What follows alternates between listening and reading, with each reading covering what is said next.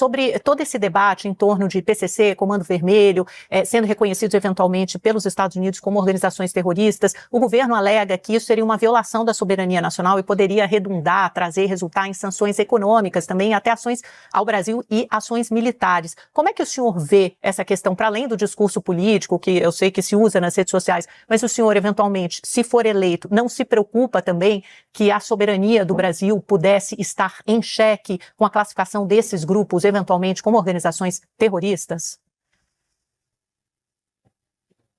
Olha, o Lula vive uma paranoia e alimenta uma narrativa mentirosa de que esse tipo de situação, reconhecer como grupos terroristas CV e PCC, isso fosse ensejar uma invasão americana aqui no Brasil, né? O Trump vai vir aqui sequestrar o Lula e levar embora do país. Isso não existe, é coisa de maluco.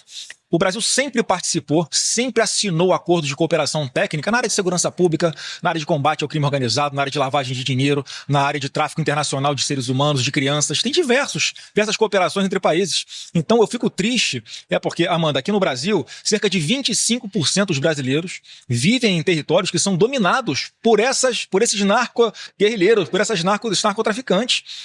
São terroristas, pessoas que dominam territórios, impõem a sua própria lei, o seu próprio governo paralelo, que escolhem a mulher que querem para enfim, abusar sexualmente pelo tempo que quiserem, e o pai dessa menina não pode fazer nada porque o Estado sequer consegue entrar nesses locais. Alguém que quer abrir uma lojinha de cachorro-quente tem que pagar pedágio para o tráfico, quem quer comprar um gás nessas comunidades tem que pagar o gás mais caro na mão de miliciano, na mão de traficante. Essas pessoas não têm soberania. O Brasil não tem soberania sequer dentro do seu próprio território. Então a gente tem que libertar essas pessoas. E se o atual governo sinaliza a todo momento que tem simpatia por esses grupos criminosos, óbvio que outros países olham para o Brasil. Olha, o Brasil está uma esculhambação. Tanto é que nesse escudo americano de combate ao crime organizado, vários países foram chamados, o Brasil não foi. É uma vergonha para nós. Então essa narrativa de que isso pode ensejar uma espécie de intervenção aqui no Brasil é uma mentira deslavada. O Lula tinha que estar preocupado em libertar essas pessoas que moram em áreas dominadas por essas organizações criminosas.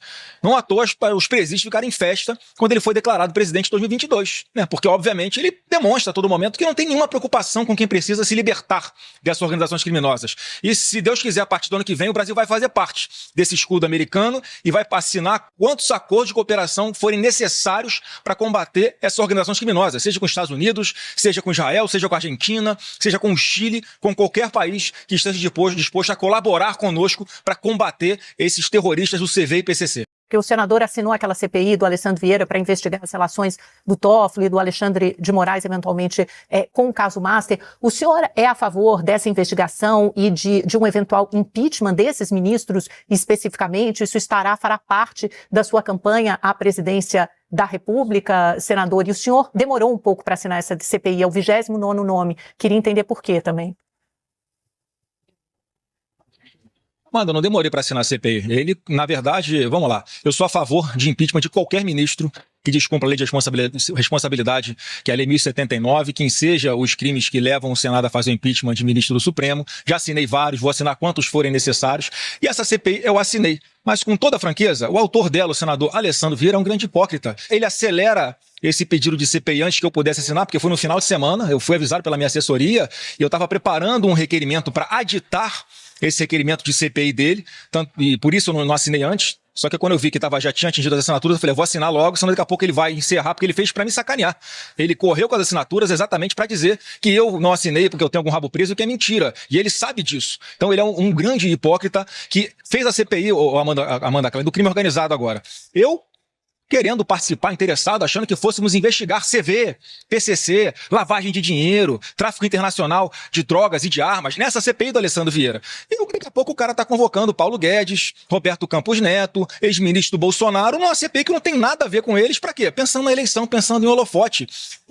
Senadores como Alessandro Vieira, eles descredibilizam o resto que existe ainda de credibilidade desse instituto de CPIs. Então, assim, assinei essa última que ele fez agora, fiz um aditamento para que fosse incluído também o Fernando Haddad, o senhor Galípolo, o senhor Rui Costa, o empresário lá da Bahia, o Augusto Lima, todos eles citados nesse escândalo do Banco Master também.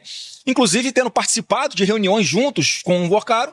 E por que o Alessandro Vieira esqueceu de chamar essa galera? Só porque ele é base do governo Lula? Ele está com medo de convocar essas pessoas? Então eu espero que ele assine o meu requerimento para editar o pedido de CPI dele e vamos à luta, vamos investigar quem quer que seja. Então não tem problema nenhum, Amanda, de assinar a CPI, de assinar impeachment de ministro do Supremo, nenhum problema. Então, para deixar bem claro aqui, qual é a posição minha com relação a isso. Mas, senador, se o caminho não é a CPI, como o senhor disse, qual é o caminho para os ministros do Supremo se o senhor indica que há ações erradas, incorretas no caso Mastro? A mim é o que eu já falei, impeachment é impeachment de ministro supremo. Como já assinei vários, como o presidente Bolsonaro assinou vários, agora a gente esbarra na presidência do Senado, que é quem tem a prerrogativa de pautar isso. Aí já fizemos vários tipos de pressão e ele foi ali irredutível com relação a isso. Agora, eu falo, Amanda, desde há uns 3 anos pelo menos, porque quando você estava comentando aí que a relatoria do pedido de abertura da CPI do Banco Master foi distribuída para o ministro Dias Toffoli. Todo mundo achando um absurdo, né, fazendo piada. Agora, quando você tem ministros para julgar o Bolsonaro, completamente suspeitos também para julgá-los, o Zanin é ex-advogado do Lula, Flávio Dino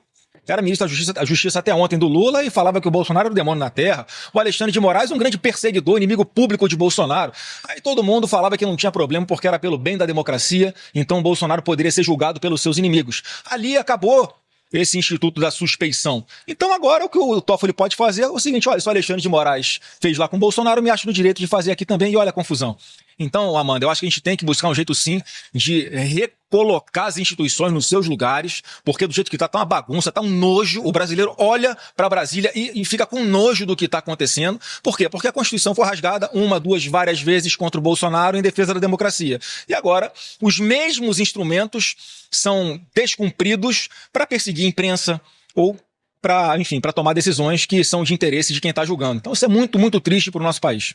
Comentando sobre os cenários da pesquisa Quest, tem um cenário em particular do primeiro turno que mostra que se saírem todos aqueles pré-candidatos, Ratinho, Ronaldo Caiado, Eduardo Leite, o senhor já empata, ou praticamente empata com Lula no primeiro turno. Como estão essas conversas do senhor com esses outros candidatos para possivelmente se juntarem, já formarem uma aliança de direita a partir do primeiro turno? Existem essas conversas, existe essa possibilidade e também com o candidato Romeu Zema, sempre cotado como possível vice do senhor?